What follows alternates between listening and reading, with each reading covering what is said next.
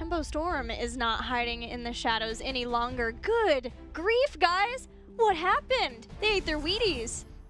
Something pissed them off or Fruit something. Loops. Whatever it is, they're either going Super Saiyan or they're really upset. Either way, I don't mind. I don't mind either. Let's see where Game 3 will happen. And maybe the last game of this series, which is just nuts. I have a surprise for you guys. It's crazy. It's exciting. It's what we wanted from Gale Force versus Tempo Storm. And it's Infernal Shrines. Going to Infernal Shrines. SpaceStation Gaming willing to pick the map that Tempo Storm has shifted away from their ban. That's what we tried to talk about when looking at the original ban phase here for these two teams. And so that suddenly it's kind of like, what does Tempo Storm look like on a map like Infernal Shrines? I feel like the answer is probably pretty dominant still here, but at least this is going to be the most uncomfortable I feel like Tempo Storm has looked in a long while. Yeah, for Tempo Storm, it's like, well, I'll just put this away. Yeah. No draft data at all, because I cannot remember the last time we've seen Tempo Storm on Infernal Shrines. What if they get wild? What if this is like, Tempo's got the Resident Sleeper Kerrigan strats, they've got the old, like... They could. I don't know even why I said this Resident Sleeper, it's pretty hype, but... It is very hype. She's playing the leapfrog. But you know it's going to be Equinox who plays Kerrigan if anyone. Yeah, that's probably true. Tempo Storm's going to start this one off with a Tassadar ban. Suddenly everybody's got to be asking ourselves, what about the Slug? Is he a problem? He was a problem on Dragonshire. That means he's a problem about everywhere. If you can flex the Abathur on a map like Dragonshire, you know SpaceStation Gaming's got to be fearful. But instead they commit to the Medivh, which... If this was in phase 1, I'd say a misplay in terms of the draft, but because Tempo has felt comfortable picking up the Medivh for themselves as of late, it makes a bit more sense. Dread dropped his pen. Did we switch the camera Yes. again? It's like a curse. If I drop my pen and pick it up, I'm always off camera, and then all of a sudden it's like, oh, hey, we're here. I have a legitimately like a 50-second window, and somehow I always hit the 1 second. He was taking a nap while he was talking, just like thinking about life, about Tempo Storm on Shrines. Could they play Kerrigan? What's up with their Medivh now? He gets caught. Dahaka after the Medivh ban, so no Abathur yet. Granted, in the last game, they picked it all the way at the very end after making sure that it would work for their draft. But sticking with their Dahaka. SpaceStation Gaming on a map like this, it doesn't have to commit to anything. What is it? Greymane Rhaegar. That's what I think too. It accents the map here, unlike some of the others. But Gilly, those last games were not necessarily close. And Fair. so I feel like getting weird in the draft is probably a good place to start. I like the ETC change from Rhaegar. Yeah, I think so too. I think it's a nice adjustment for them. Still have to be considering, you know, how is the shrine control going to work over now, because Tempo Storm, Dahaka, pretty good in that avenue, definitely better than the ETC, and then we know that they have the opportunity to pick up a Rhaegar, and if they do that, they have a lot of control there, and they can ban out the Uther and be a huge power spike in the support avenue. So there's a couple of power plays available for Tempo. But on Infernal Shrines, you can go in any direction, and go with a high Vala, second team to do this. Other than SpaceStation Gaming. No, or not Superstars. Superstars. Dang it! I made it all the way through so far today. We did a pretty good job. I'm proud of us. And just for the record, The Infernal you S's. are the only reason I made that mistake, Nope. because you said it first. No, I was actually thinking that you were the reason because you were thinking it, and it projected through the hive mind over to me. Second time You're the one to blame. we've enforced the secret ideology here in HGC North America, and the second time I've done my best to not say anything negative about it. Tempo Storm, I'm sorry. You feel can't so just put it betrayed. out. Illidan is being hovered for SpaceStation. I was thinking, you know, what if they wanted that for themselves? I didn't think that Tempo Storm maybe was going to be the one to bring that up, but it's... Yeah, there you go. I can only say it so many times. Shrines is a map where there are about... I feel like at least 10 different ways to play it. You don't have to commit to, well, if you do this, I do this. It really does kind of, you get to create the comp that you want. And I feel like that's half the reason some teams love it and why others really despise the map. Kerrigan ban away from SpaceStation. No Kerrigan, but Equinox can always play that Greymane, depending on how the draft falls. What is next off of this?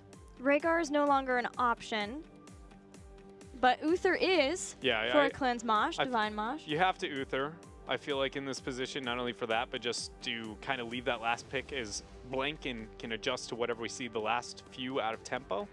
So you Uther, but what else do you pick with it? You obviously have to be considering your shrine control and your overall damage output. The first thing that kind of comes to mind is like maybe a Lunara, but she doesn't have that good of shrine control. I'm trying to think of a damage to enable the Greymane and ETC to move forward. What about Gul'dan again? I think Gul'dan horrifying Mosh is sort of counterintuitive. And also, it's just like, you aren't going to get too much out of the other aspects of Gul'dan and what his kid is great at with the wave clear. But Karzim is not what I thought we would see at all. In a Malthael.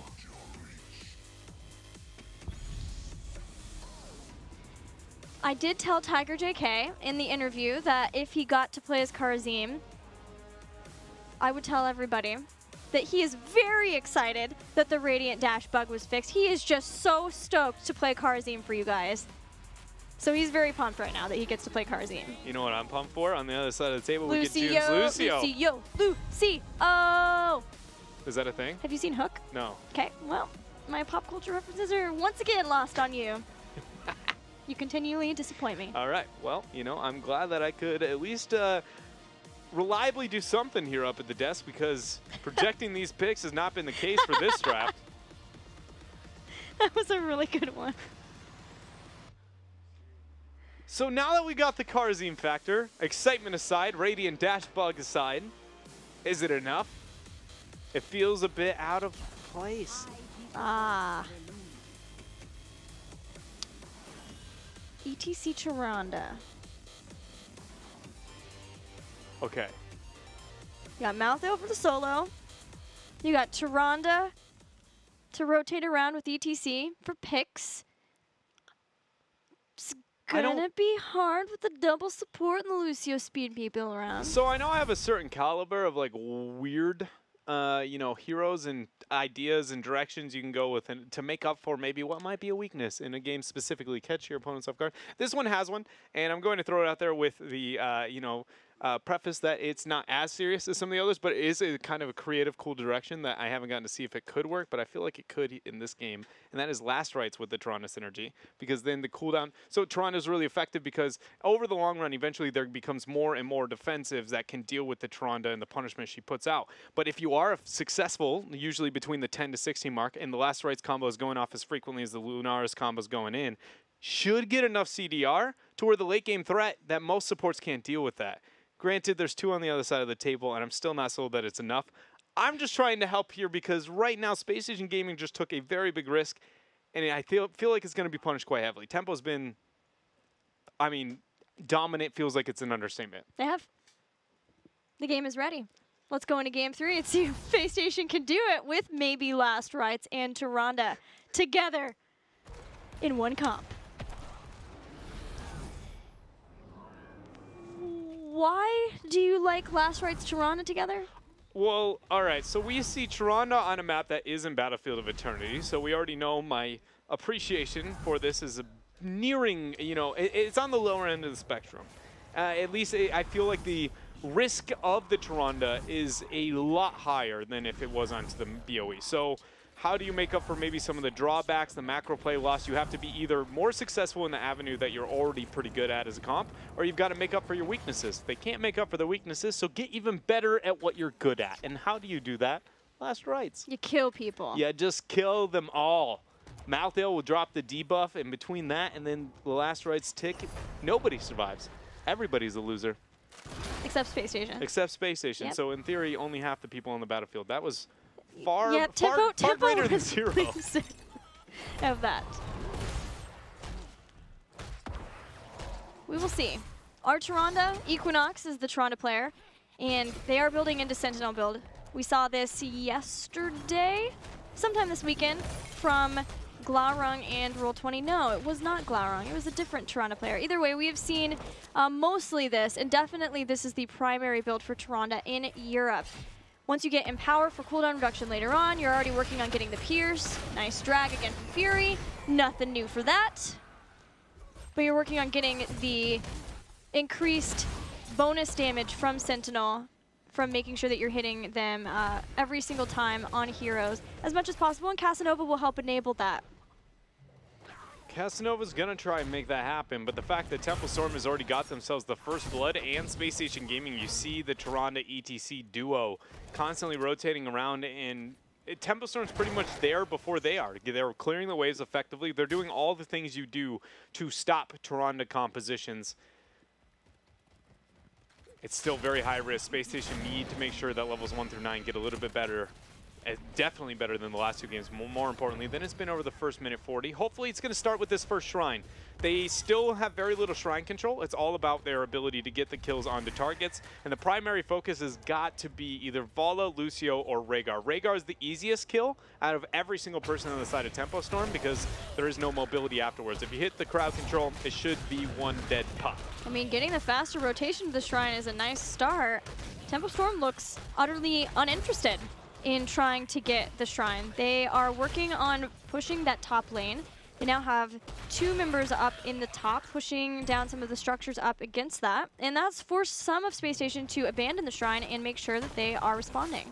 I love the choice from Tempo Storm here. Psalm's in a tough spot. Power Slide, Lunar Flare, no damage enough for a kill at least available on the side of Tempo Storm.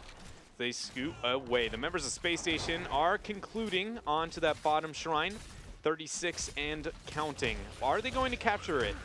Looks like they will. So I thought for a moment they might try and hold on to it a little bit more, but Tempo Storm giving up the objective in order to avoid getting Tyrande compositioned and playing the macro game is, I mean, it's textbook how to deal with Tyrande compositions here. It's very clever coming out from them, and SpaceStation, again, they have to find a way to force a hand. It should be around this Punisher. Yeah, they're trying to do that. They have caught Cattle.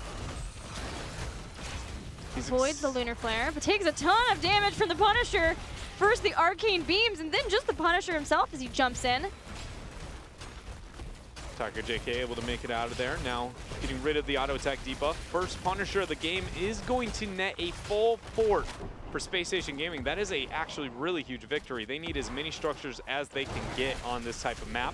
And the fact that they're ahead of that of Tempo Storm is still very good for them. But we know Tempo has played safe. They have been more safe than normal with that composition. Very respectful. They are. Of the Tyrande comp. Meanwhile, SpaceStation trying to make sure that they keep up the aggression with that said comp. They steal the Khazra camp from Tempo Storm side.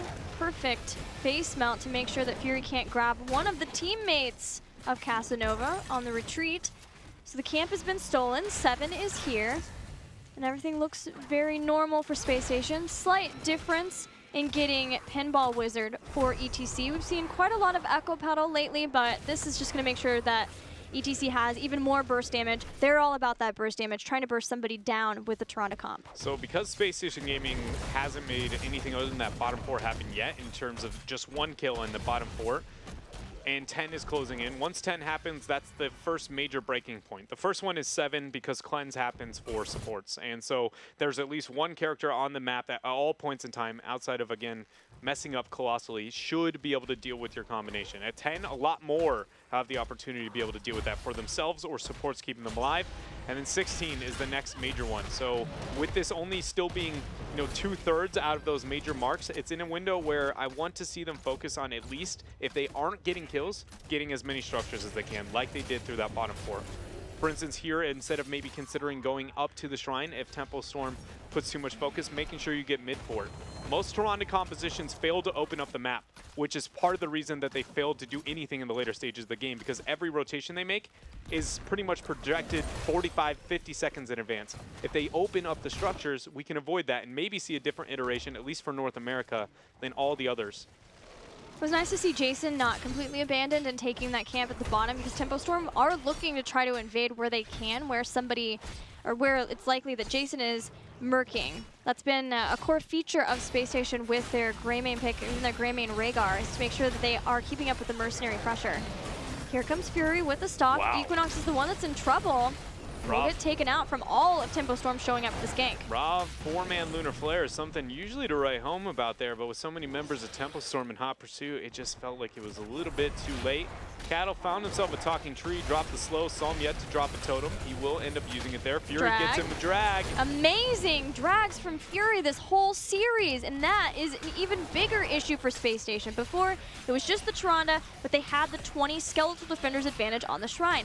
Now the problem is Malthael is down for another 10 seconds, then has to march his butt all the way back up to the Shrine, and SpaceStation are going to have to give this up because they don't have heroic abilities. Those couple of kills let Tempo Storm get to them first.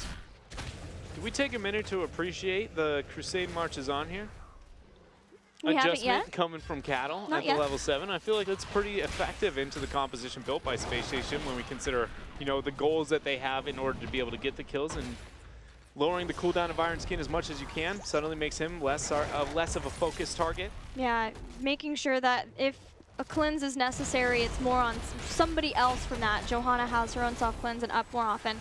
As long as she is using her basic and heroic abilities, it'll give that cooldown reduction for Iron Skins. Casanova stepping forward away from the Punisher, seeing if Tempo Storm stray just slightly too far, and Equinox is there too to immediately follow up with the Lunar Flare if the power slide comes out.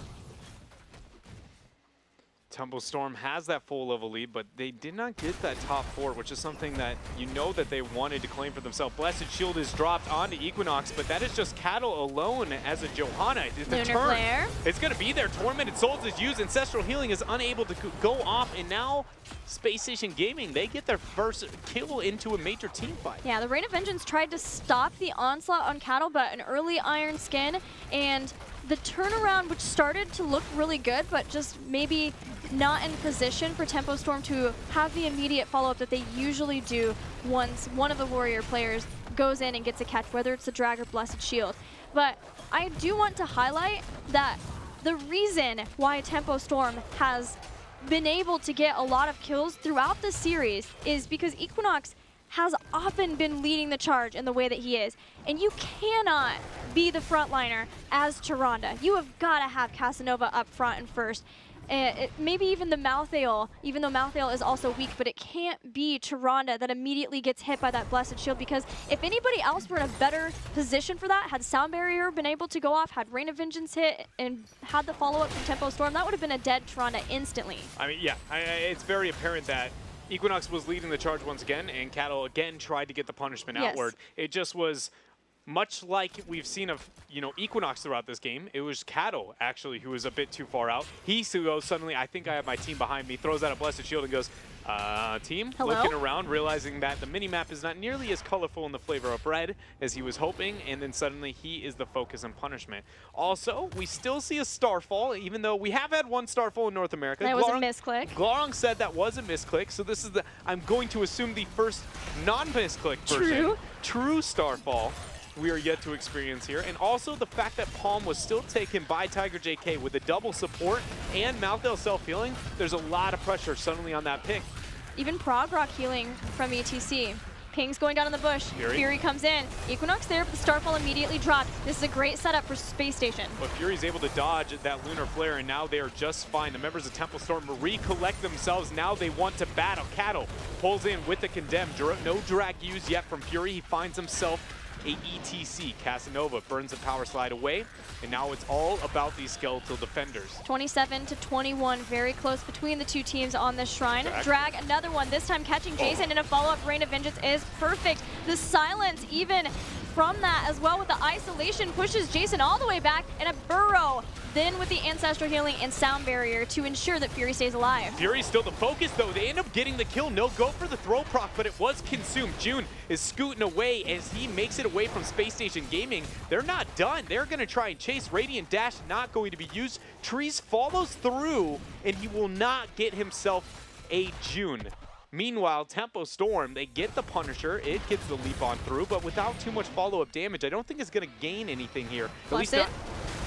Blessed was there, but again, Casanova, great job of ensuring that he can peel for his team, because the rest of Tempo Storm were wanting to go in. This is a time where SpaceStation were kind of baited into thinking that they could get more kills, and things started really well for them. Then Tempo Storm pushed back, but the combo of Ancestral and Burrow and Sound Barrier all being used meant that there was nothing really left when everyone continued to chase down Fury. And he doesn't have adaptation. He's relying on his essence plus maybe the Ancestral from that if necessary, but comboing those was the reason that Fury was able to go down, but then June getting away and forcing a lot of SpaceStation to chase him instead of immediately turning back around to the Shrine is what let Tempo Storm get that Punisher and keep the pressure off of their base once again from SpaceStation. And anytime they can keep the pressure off, as we have seen at almost all points, they are very comfortable taking that. And now we're finally getting the points where the Toronto composition should be less successful on initial opening in terms of the team fight itself. 13 is, I mean, for most heroes, are the major defensive cooldowns. And then once you get 16, it's either major offensive, survivability, or defensive, depending on your role. And that is where we can expect her to kind of struggle. But I think the Starfall Owl build and going into that is really paying off for SpaceStation. The last fight, it got a lot more success, even with Starfall gaining almost no value. It was used immediately as a defensive cooldown for Equinox, and still the long sustained fight wasn't terrible for SpaceStation Gaming, and that is not something you should be able to say with the composition into Tempo. No, and I hope to see Executioner along with that Starfall from Greymane. That's going to be a big burst in damage for Greymane. What else can we expect? Likely Memento Mori for some extra damage from the Reaper's Mark. We'll help out with Talking Trees too, so more damage there. There's a slight change up in the Karazim build, but otherwise still focused on the Iron Skin build for Johanna. Yeah, we see Tiger JK there at level 13. Ended up going into the Fists of Fury for the increased duration. I'm expecting now, is he going to adjust? There's no. Okay, he's still going to take way of 100 Fists, I believe. I don't feel like we're going to see anything too crazy there. But without any hard crowd control on the front line, I mean, I say that there is an isolation Dahaka with drag, but that is really about it. Johanna's blinds, you should be able to deal with on your own, and you're mainly just worried about consistent stuns onto as a Karazim. So I like that change. It's one of the few comps you can get away with it. Got level 16 on the horizon for both of the teams. Tempo Storm rotating up to the Shrine first. This is the first time that we have seen them get to a Shrine first. So we'll see what adjustments SpaceStation feels like they have to make, how aggressive they feel like they need to be. Only a 9 skeletal defender advantage in SpaceStation. They're really pushed back Tempo Storm long enough that they can try to catch up in this point.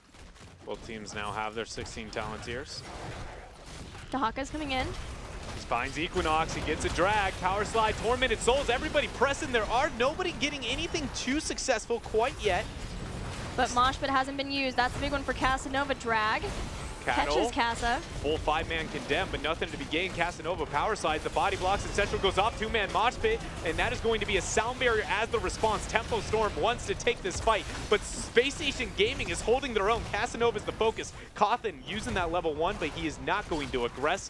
Nobody gone down yet. All heroics used except go for the throat and Divine Palm, so a pretty big advantage for SpaceStation Gaming. But the double support has people healthier for Tempo Storm until they blow up Rhaegar, and that is one of the support members down on Tempo. See a Psalm. Drag falls onto Talking Trees. He gets the W and the kite away. Now it's got to be about these skeletal defenders. 30 more seconds were there without the Psalm. Tempo Storm has to be given this up, and SpaceStation still shows sign of life into the late game with the Tyrande composition. They are making it happen. They have the increased number of heals with the cooldown reduction of Soul Rip. Soul Collector at 16, change up.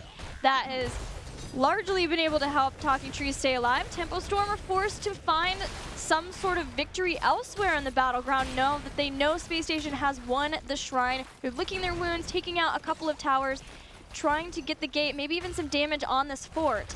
Nobody responding though from SpaceStation. They are happy to trade forts because it means that behind this fort is a Punisher that can start to do some keep damage. And with the Tyrande comp the SpaceStation Gaming has, we know that the Starfall is a bit different than some of the others, but that's going to be shown right here. Starfall is a surprisingly good sieging strategy and tool. The mobility, the area damage that it has, the slow, it pretty much makes an entire area of defense undefendable, and suddenly the members of Tempo Storm are going to have to be fearful of this as the Punisher makes it up towards the keep and that cooldown is down. I expect Talking Trees, yeah, to just drop it right away, getting max value, hitting the well, hitting the keep, and now they're focusing onto this keep, but the flank coming from Fury. And I wanted to shout out the Iron Skin through the mosh pit. The last mosh pit that we had. The flank is there.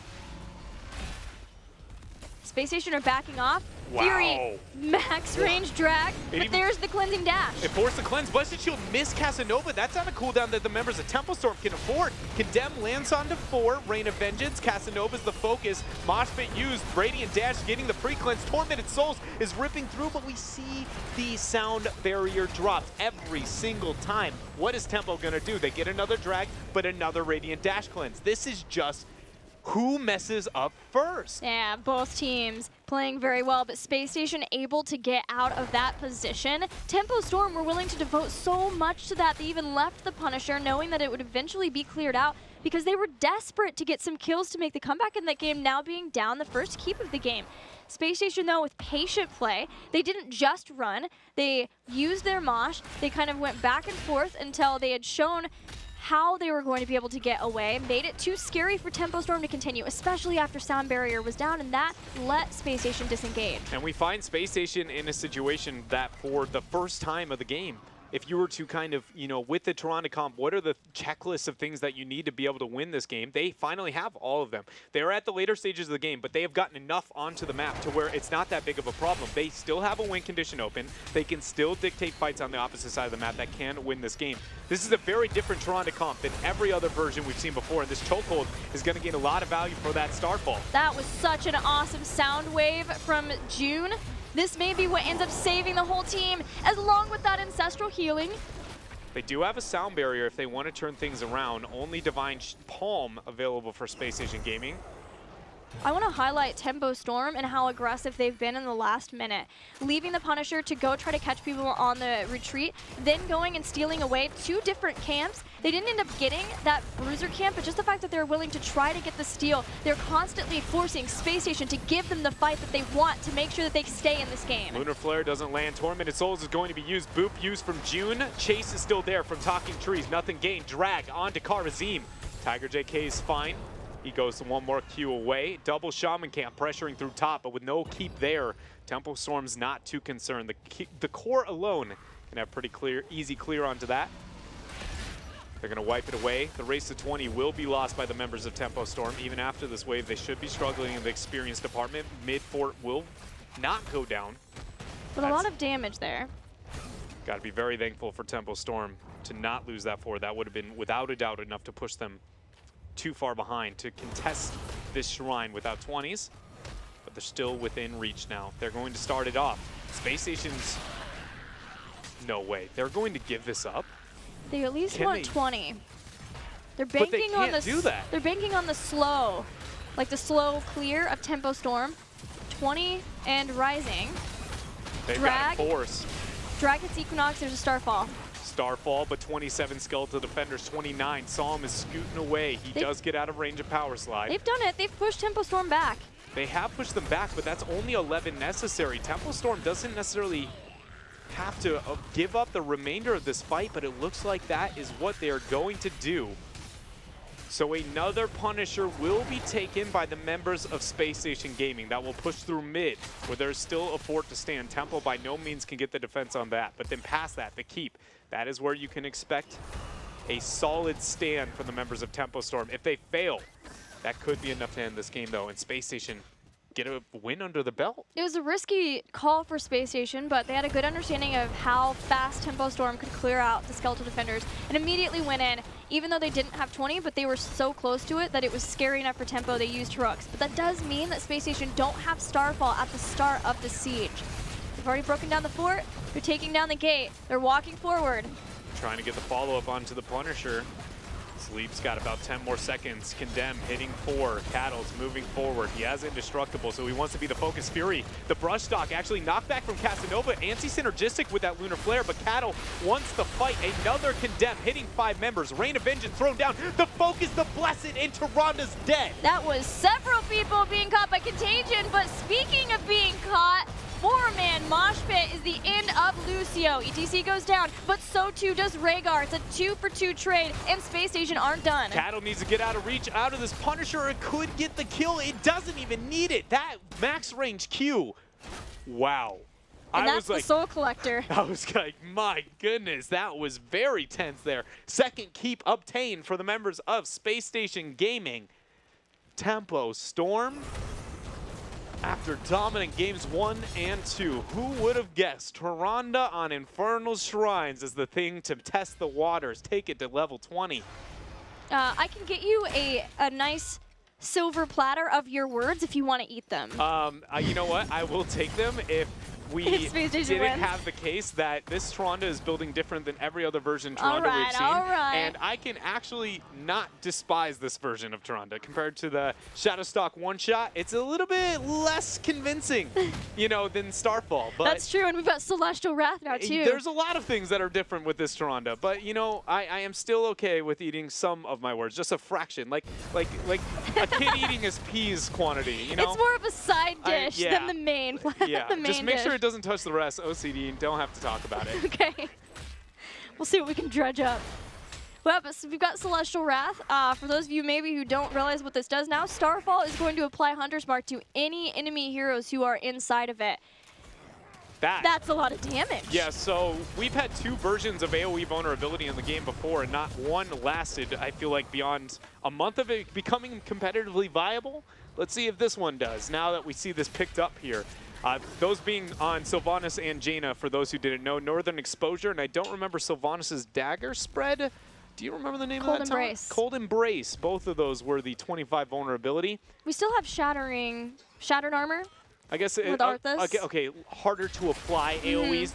Those were pretty easy to get off, and you know, it turns out the Tyrandes will be too. Starfall's a fairly large area. Yeah, and that's going to be a lot of vulnerable targets. So, 23 seconds. Tempo Storm down 2 keeps. This is now enough map pressure because of the keeps that SpaceStation can force Tempo Storm back onto the map. Dahaka's got to be responsive. They pick up this camp. This is SpaceStation's win. Tempo has to move in. They have to do something. They cannot give this up.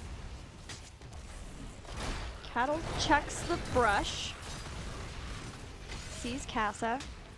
By the way, Final Curtain I think is so amazing that we're seeing from Talking Trees. To have the faith that he will not die. Fury. Gotta do it one more time though. Fury stalking in. Fury stalked in.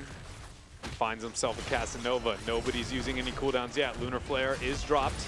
Cattle is the concentration, but he has Indestructible. They're all going in. Silence hitting multiple targets there. 4-man isolation coming out from Fury, but nothing gained here. Tempo Storm is going to get Power Slid. Lunar Flare, the damage, again, Indestructible is here. He turns, he condemns, he gets the Ancestral. Tempo is going to dodge. Tourbus! He gets a Tourbus! Tourbus catches a couple, but they still have the sound barrier. Divine Palm lands, healing Casanova back up. Caterpillar does not have Indestructible anymore. He had the Ancestral, but it was negated by the Touch of Death, and now Johanna has fallen, the first to go down. SpaceStation wanting to get more off of that, but everyone immediately disengaging thanks to the Lucio. 2 catapults up on top, 2 through mid, and that Punisher up on bottom here. Things are not looking good for Tempo Storm. The keep wall dropping. 46 seconds for Caterpillar. The best frontline defense for a Tyrande composition is not going to be here, Gilly. I don't think he's even going to make it back before this game is over. Nice. Lunar Flare stopping Fury from the drag. It's been a constant bane in the existence of Equinox this game. He pushes Fury back. Punisher gets onto the core. SpaceStation starting to bring it down in a 25-minute game, so they should be looking to chunk this core, take it down, and get their first game win in the series versus Tempo Storm. Games 1 and 2 may have looked lopsided, but SpaceStation Gaming show that they have still got it in them, taking the win here and bringing the series 1-2. Infernal Shrines. It was our first time seeing Tempo Storm on Infernal Shrines. And what do we think? They made a lot of great decisions. They actually did. You know, it's pretty sad that they ended up losing that game after all the hype before, because they did not lose that because it was Infernal Shrines. They flat lost it for not knowing how to deal with the Tyrande. So it's a little bit saddening, you know, because they're the ones venturing out into the world and be like, okay, we're going to play Infernal Shrines now. And then, you know, it's just the bully at school just punching, you know, not giving the opportunity. All they wanted to do was impress everyone. I think they did it.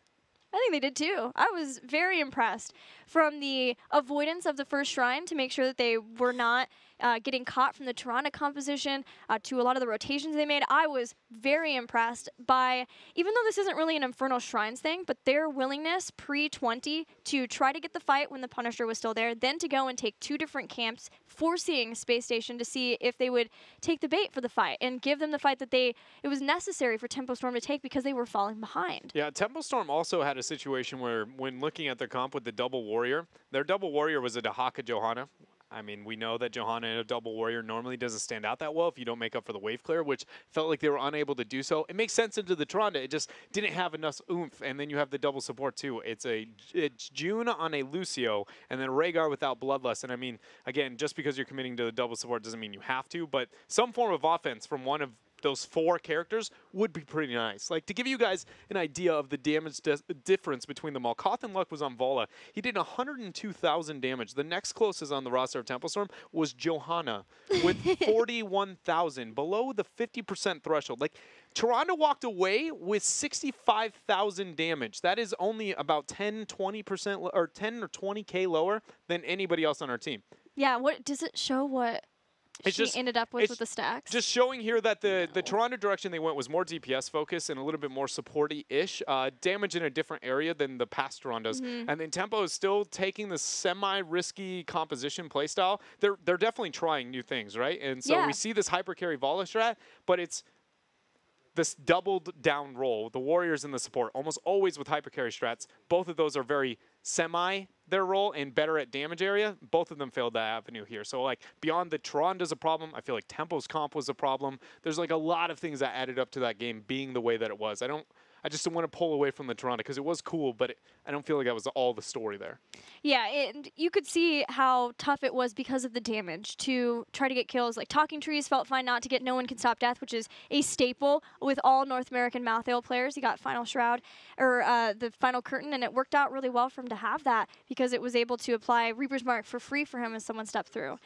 But it's not over just yet. We've got the next game coming up. We've got game number 4. It'll be